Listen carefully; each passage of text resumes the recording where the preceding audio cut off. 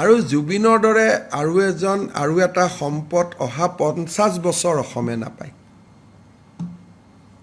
another 50 years Zubeen Garg নোলাব ভূপেন হাজৰিকাৰ পিছত জুবিনৰ পিছত আৰু এজন নোলাব যাক আমি গণশিল্পী বুলি কওঁ মানুহৰ মাজত থাকি বম্বেত গান গোৱা বহুত মানুহ ওলাব পাৰে কিন্তু মানুহৰ মাজত থাকি মানুহৰ কথা কোৱা আৰু এজন শিল্পী অসমে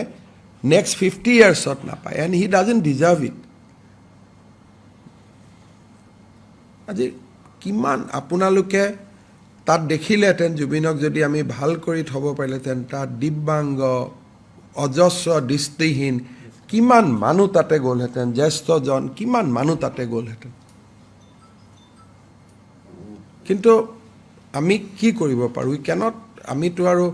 জুবিনক সন্মুখত ৰাখি লাঠি চাৰ্জ কৰিব নোৱাৰোঁ জুবিনক সন্মুখত ৰাখি we cannot take actions সেইকাৰণে মই কৈছোঁ জুবিন যাওকগৈ 2টা বজাত after that they will see what government can do sir বৰাকবাৰীলৈকে যাব নেকি স্যাৰ ভস্মটো তেনেকুৱা নতুন নকৰিব ভস্মটো এনেকুৱা বস্তু যে যাক লাগে তেওঁলোকে লৈ যাব পাৰিব আমি যোৰহাটলৈকে লৈ যাম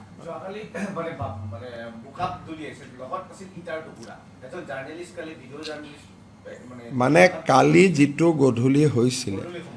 সিদিনাখন যদি কিবা কাৰণত প্লেনখন দেৰি নহয় যদি মৃত শৰীৰটো নিশা আহিলেহেঁতেন মানে কমিশনাৰে মোকো ক'লে যে ঠিক আছে দেৰি হৈছে যদি ছাৰ অলপ দেৰিয়ে হওক আপুনি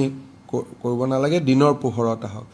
যদি এজ শিডিউল আমি যদি 3টাত আহি পালোহেঁতেন এইটোতো কাৰো হাতত চিটুৱেশ্যনটো নাথাকিলেহেঁতেন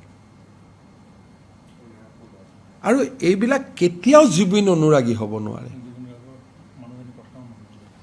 আৰু জুবিনৰ যদি পত্নীও কিবা এটা কৈছে আৰে আপুনি নেকি জুবিনৰ মালিক আৰে কোন হয় তেলে আপুনি হয় নেকি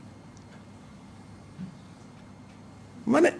যিটো পৰ্যায়ত লৈ গৈছে ইট ইজ নট ফেননেছ কিবা কৰি গণ্ডগোল এটা লগাব লাগে আৰু ইয়াততো মই ভাবোঁ যে পৰহিৰ পৰা certain element has also' join hand যাতে গভৰ্ণমেণ্টখনক দিগদাৰত পেলাব পাৰে